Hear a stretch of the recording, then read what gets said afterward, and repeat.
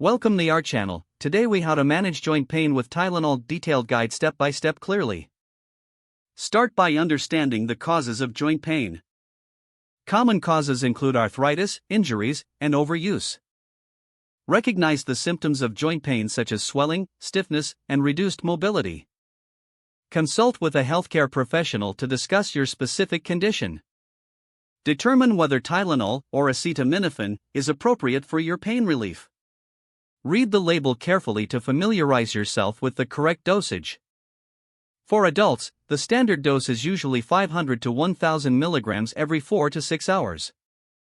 Do not exceed the maximum daily limit, which is typically 3000 milligrams. Make sure to take Tylenol with a full glass of water to aid absorption. Consider using Tylenol in conjunction with rest and ice to reduce inflammation. Keep a pain diary to track your pain levels and the effectiveness of Tylenol. If you are taking other medications, check for any potential interactions with acetaminophen. Monitor for side effects, which may include nausea or allergic reactions. If you experience any severe side effects, discontinue use and contact a physician. Stay hydrated throughout the day, as hydration can support joint health. Incorporate gentle exercises, under your doctor's guidance, to maintain flexibility. Consider dietary changes that promote joint health, such as omega-3 fatty acids.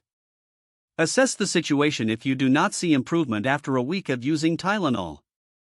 Consult your healthcare provider again for alternative treatments or medications. Make adjustments as necessary to your pain management plan.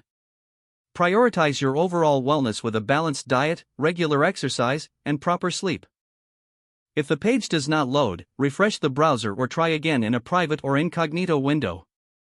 Make sure you are using the correct email address, then retype it carefully to avoid small typos.